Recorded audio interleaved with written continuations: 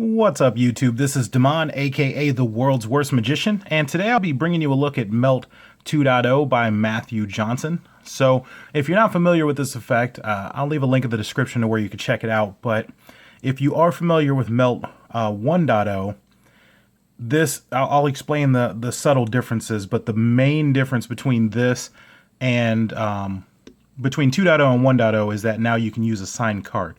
So in 1.0, you could not do that. And in this one, just so you're familiar with the effect, what it is, you take a card, take a bill and fold it. I use this $100 bill to impress you.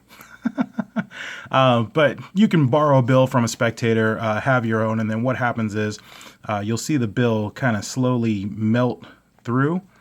And then once it melts through, you can, move it around and have it go through the bill. And then once you pull it out,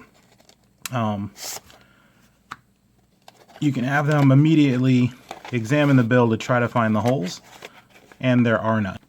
And I did want to throw in there that, when I slid the card off, you saw me kind of do it this way and take it off camera, and you may have had questions about the why behind that. Like, do you have to do it that way in front of people?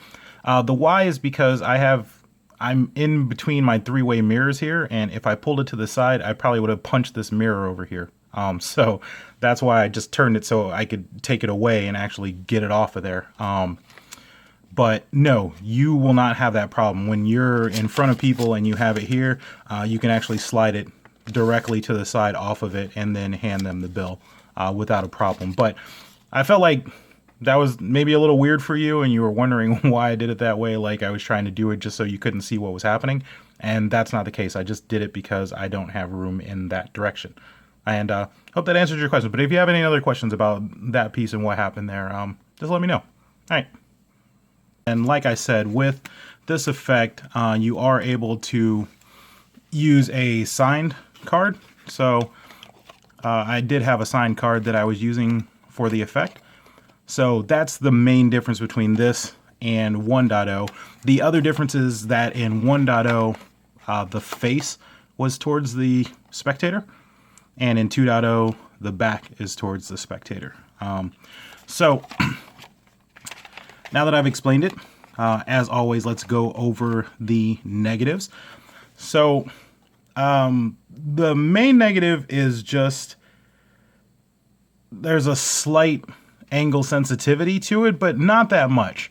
As long as you keep it close to yourself, keep your hands kind of on the sides of the bill like this, really, you're not going to have a problem. And in my demonstration, I have, it's facing towards you because I was doing it like this so that you could see it, but you would actually be holding it this way so that the spectator can see it. So you would be holding it outwards. I'm just doing it this way so that you can see it.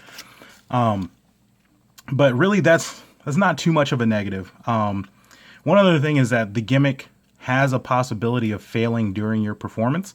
So just keep track of, he actually shows you, and it's not hard to make the gimmick or to upkeep it.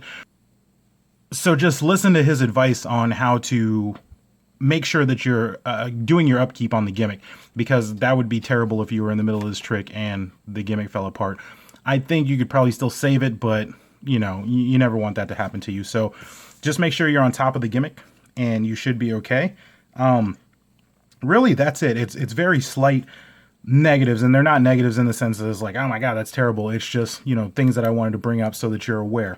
Now, the positives are, once you get good at this, you can really sell that effect. And the cleanup afterwards, so you do end dirty, if you want to take that as a negative, but he shows you how to do a quick cleanup, and I like it because what happens is, the bigger motion always conceals the smaller motion, right? So what happens is, as soon as you do it, you say, but this bill has holes in it. Here, take a look and see if you can find the holes. Once they get the bill and now they're looking at it, that's plenty of time for you to do your cleanup. Nobody is burning your hands because all of the attention has been on the bill the entire time. So cleanup should be a snap in this one. It's fairly easy to do. It does take a slight move to get everything, just make sure that all is well before you do it. But it's not that difficult. And, you know, his instruction is very good. It's very detailed, very well laid out. So I don't think you'll have a problem performing this one. And now that he's made it to where you can do a sign card, that just makes it more powerful because, you know, the heat really isn't on the card. But if any heat was, now you get to hand it back to them and say, you know, hey, is that your signature? Make sure this is your card. And then again, if you need to do any kind of ditch for cleanup, you have more than enough time because you handed them the bill, you have time there, and now you can hand them back their signed card, and you have even more time if you need to do something else. Because the way that you create the gimmick makes it so you can still use the deck for other tricks. So if you are going to go into other tricks, he shows you how to just clean up completely so that the gimmick is gone, and now you can go into, you know, another set or something like that. So overall, would I recommend it? I think so. Just because this is something that, you know, most people don't do, and you can do it with a borrowed bill. Technically, you could do it with a borrowed deck as long as their deck matches the deck that you use to make the gimmick.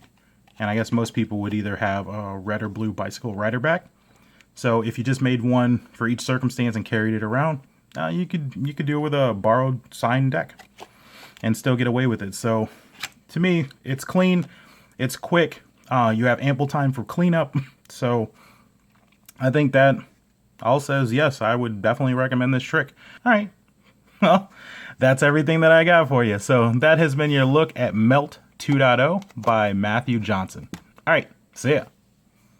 Well, I hope you liked that review. And if you have any questions, magic tricks, or decks that you want to see reviewed, go ahead and leave a comment down below, and I will get back to you as soon as possible. As always, I would greatly appreciate it if you would click that like button and subscribe for any future reviews. All right, see ya.